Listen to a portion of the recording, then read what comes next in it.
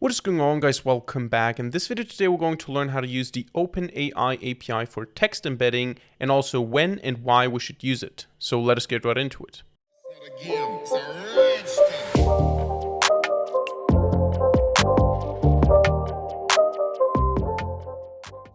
Alright, so we're going to talk about the OpenAI text embeddings API in this video today. And the basic idea of text embedding is you take a text and you turn it into a vector. And when you do that with multiple texts, you can then do some linear algebra to compute the distances between those texts so that you can, for example, recommend similar texts if we're talking about blog posts, for example.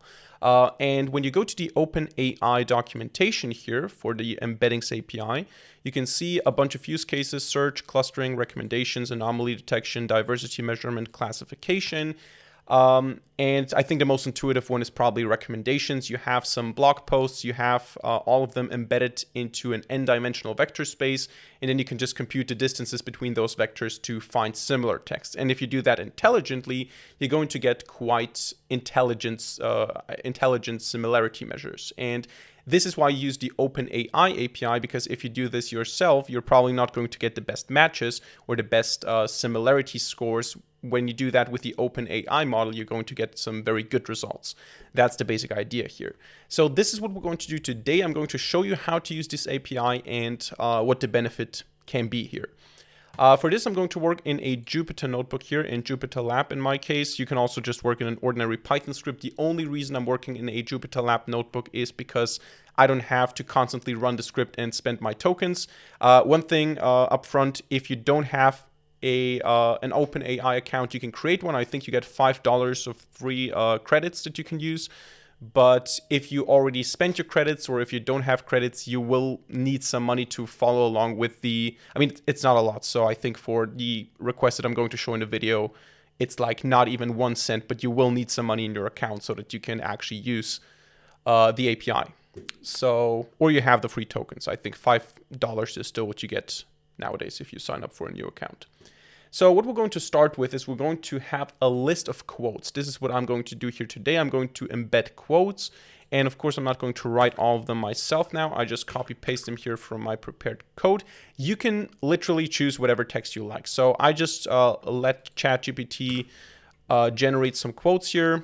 Some of them might be real. Some of them might be made up. Some of them are about programming and coding. Some of them are about life in general. And what we want to do now is I want to provide 1 or 2 quotes that I like, and I want to get similar quotes as a recommendation here based on this embeddings API. So we're going to just save this list here, and then what we're going to do is we're going to have to install a bunch of packages that we're going to need today. Now, you can do all of this also with the raw OpenAI API and package, but I think it's just easier to work with LangChain. And LangChain is a Python package that makes it easy to work with, I think actually with different AI models and different text models, but especially with OpenAI is what I have used this for. And what we're going to do for this is we're going to open up the command line and we're going to install OpenAI. We're going to install LangChain. And I think later on we're going to also need, let me just double check. We're going to need face, if that is how it's pronounced, because what we're going to do here, maybe I should sketch this here before we get into the code in my paint. The basic idea is we're going to take some text. Now I don't have my, let me maybe just use my drawing tablet here. I don't have it for no reason. So we're going to have some text. We're going to put this text into, we're going to turn it into vectors, we could say. So let's just say 1, 2, 3 here. These vectors are then going to be stored in a vector store. So let's just call it VS, which is a vector database. Essentially, this is what FAISS or FAISS, whatever it is a Facebook. I think it's Facebook. Does it have a name? What does FAISS stand for? It's a Facebook vector store, essentially. So from the company Facebook, from Meta. Where's my paint? There you go. So we're going to store this in a vector store, and from this vector store, then we're going to query the similarity. So what we're going to do is we're going to use the here we're going to use the OpenAI API for embeddings. So we take text, we get vectors, we store these vectors here, and then all we have to do is we have to get some new text, so something that was not embedded yet. We're going to embed it again with a separate vector here. We're going to embed it again with OpenAI, and then we're going to compute the similarity to the other vectors that were also embedded. So the similarity computation is actually not done by OpenAI. This is something that we can do just in the vector space, which in our case is this Facebook vector database here because it runs locally. I think a very popular one is Pinecone. There are a lot of different alternatives out there. You can pick whatever you like, but essentially we're going to have the embeddings. The embeddings are the intelligent part, which OpenAI is going to do for us. So how do we take the text and how do we turn it into meaningful vectors that we can actually compare and get some intelligent results when it comes to similarity? But the actual similarity search will be done locally and will not cost money. We will do this in the database. That's the basic architecture, if you want to call it that. And for this, we're going to need a vector store. In my case, I'm going to use the Facebook one. What's the problem here? Oh, the reason is because we need to have either FAISS or FAISS CPU or GPU, depending on whether you can actually run the GPU version. I think my system will be modern enough to do that. I think the safe version is to go with the CPU. So you don't actually install FAISS, if again that is how it's pronounced, but you install the CPU or the GPU version. I think in my case I have the GPU version installed on the system. Yeah, requirement already satisfied. So this is what you need, and then we're going to just have to access the OpenAI API. Now, how do we do that? We do that through an API key. So you go to OpenAI. You go into the platform, so API here. You have to have an account, obviously. You have to have some tokens. If you go to manage accounts and then usage, I think you will see how many tokens you have left. And then what you have to do is you have to view API keys. It doesn't show you the API keys that you have, so you have to generate a new API key if you want to have one. You just copy it, and then what you want to do is you want to save the API key in a .env file. So you want to say you want to create a file here. It's actually created in my case. It just isn't displayed because it's a .dot file inside of Jupyter Lab, but there is a file .env in the same directory as this notebook. And inside of it, let me just see what the convention was. Inside of it, you have a line which says OpenAI _ API _ key equals, and then you have some stuff, which is the secret key. This has to be placed in the same directory. Then you can load it automatically through LangChain. That's the basic idea. But one thing that we want to do first is we don't want to spend the tokens right away. So we want to go through the process. We want to see that every component works, that we don't have some stupid mistakes in there. And only when we know that this works, we want to actually run it with the actual API calls, especially if you have a large data set to process, because then you can spend maybe $10, €10 for the processing of a large data set. You don't want to spend the money for nothing. So what we're going to do first is we're going to say from LangChain .embeddings, we're going to import, actually, let me just zoom in a little bit. We're going to import fake embeddings. Now, fake embeddings basically embed the text into vectors. This is not hard, but it's meaningless. So it's not hard to take a text and to turn it into a vector. You can just use a random number generator. So it doesn't really matter. The hard thing is the intelligent embedding. So the fake embeddings does the embedding. It's just that the embeddings are meaningless. So we won't get good results. But the process of embedding, if it works with fake embeddings, it will probably also work with the actual OpenAI embeddings. So we're going to say here fake _ embeddings equals fake embeddings. And then we have to provide a size. And I think the OpenAI size is 1536. This is the size that we have when we use the OpenAI embeddings API. And thus we're going to use the same size here with the fake embeddings. Then we're going to say fake embeddings list is going to be an empty list. And then for quote in quotes that we have here, I'm going to say fake embeddings list append fake embeddings. And we're going to use the embed query function quote. So we use the embeddings that we have here Later on, it's going to be the actual OpenAI embeddings. Now we're using fake embeddings. We're calling the embed query command on the quote, and we're appending the result to the list. So this is going to be a vector. So I can run this here, and you can see if I now call, or if I now display the fake embeddings list, I actually have a list of lists. So a list of different vectors. Those are vectors here, as you can see. And they have 1,536 dimensions. So if I just get the first element and then maybe just the first couple of dimensions, yeah, you get all sorts of values here. Now, again, this embedding is not really intelligent. It just probably is something random or something not too intelligent. The magic is getting some meaningful embeddings. So what we're going to do now is we're going to import, oh, this is another import or another install that we need to do, pip3 install numpy, if you don't have it yet. And we're going to say import numpy as np, fake embeddings list. We're going to turn this into a numpy array. And the important thing is we also want to have the data type, so as type float 32, so just a floating point number. So the result didn't change too much. It's just a different data type, so it's still the same values. And what we want to do now is we want to take that list and we want to put it into a vector store. This is where we get this Facebook vector store, or where we need the Facebook vector store. We're going to say import the library and then index. This is what we call this. We call this an index. In the index, we're going to store the vectors. So face, I'm going to call it face. If it's wrong, if it's mispronounced, let me know in the comment section down below, but I'm going to call it face now. So dot index flat L2, 1,536, so the same size that we had for the embeddings. And then we're going to say index add, and to the index, we're going to add the fake embeddings list, which is a numpy array of floats. And now what we can do is we can use the index right away. So this is an index object here. We can use it to query similarities. So we can go ahead and search for the top K matches. So I can say here actually, maybe let me go with a test sample.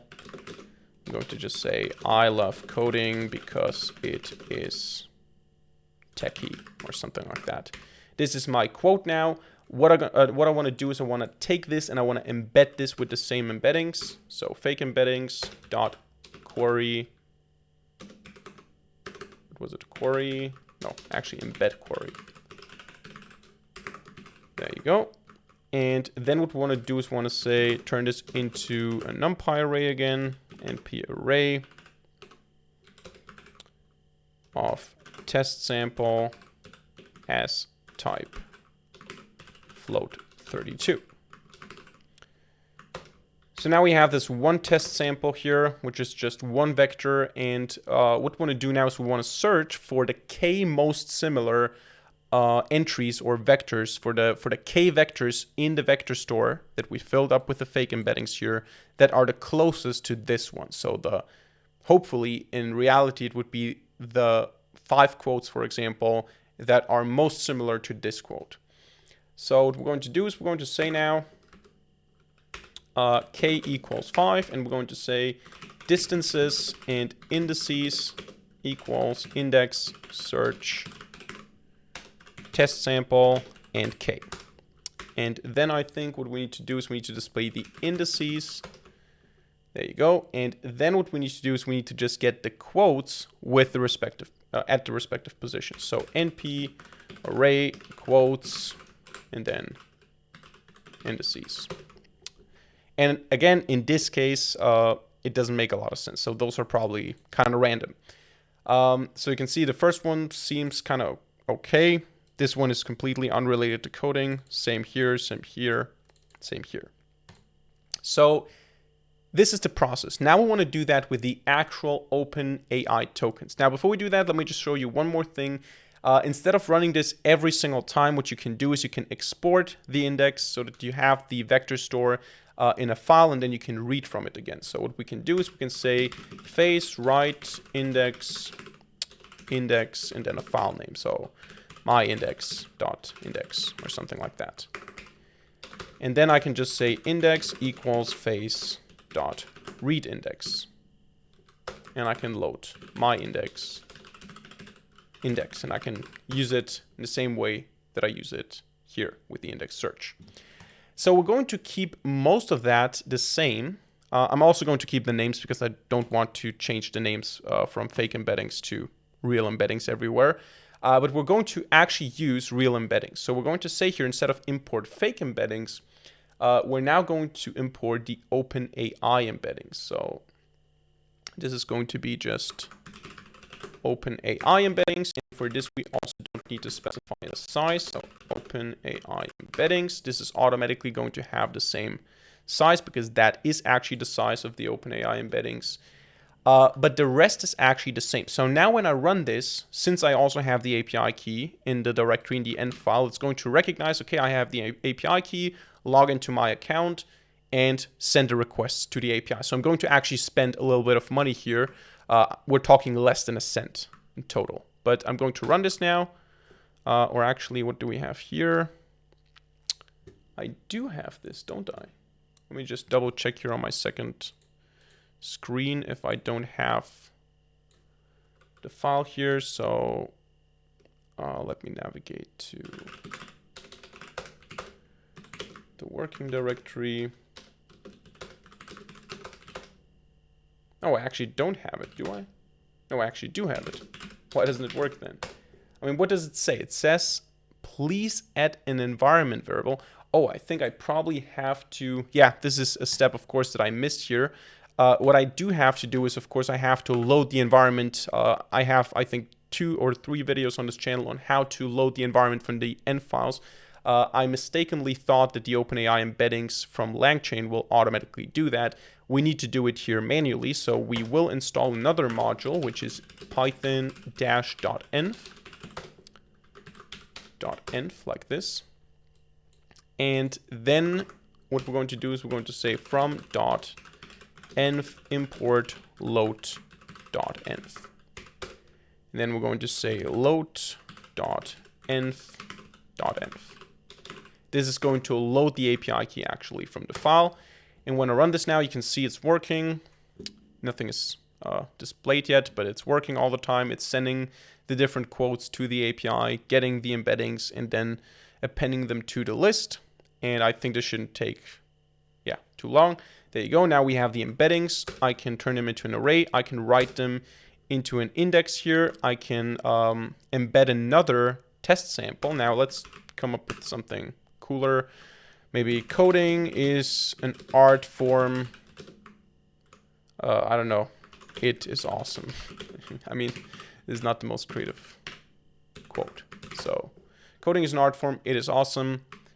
Now run this, embed this. So this was again done with a fake embeddings, which are actually the real embeddings. It's just the different name here. So the previous name, but it's now the real OpenAI embeddings. And now what I can do is, since all of this is now in the index, I can actually get the most similar quotes to the one that I used here as a test sample. Coding is an art form. It is awesome. And I can now get the actual most similar quotes here. Coding is like solving puzzles that unlock the future. So this is actually very similar because we're talking about coding. It starts with the same word. It also starts with the two same words. With the same 2 words, and we also have this metaphor. It's like art, it's like solving a puzzle. Programming is the coolest thing we have to magic. In coding, don't fear failure, embrace debugging and stuff like that. And maybe now if I go with something else, if I say, okay, not coding, let's go with life is short, enjoy it. I will probably get something similar to that. So if I run this now, I get life is short, and it's up to you to make it sweet. Life is too short to be taken seriously. Don't count the days, make the days count. So you can see this is actually now very powerful because I can just enter text and I get the most similar text back just because the vectors are so close in the 1536 dimensional space. And this is what OpenAI does for us. The similarity, the actual comparison here, the search is done locally. Where is it? Here. The search is done locally on my system, but the embedding, which is the hard part, is done on the OpenAI side. And this is what you actually pay money for. And again, we can go into documentation. This can be used for search, clustering, recommendations, anomaly detection, diversity measurement, and classification. This is also a good first step maybe to then do something else. So this could be a pre-processing step, but it's also just nice in and of itself for recommendations. So if you have text-based stuff and you want to recommend something that's similar, you can just do that with these embeddings here. So that's it for today's video. I hope you enjoyed it and hope you learned something. If so, let me know by hitting a like button and leaving a comment in the comment section down below. And of course, don't forget to subscribe to this channel and hit the notification bell to not miss a single future video for free. Other than that, thank you much for watching. See you in the next video and bye.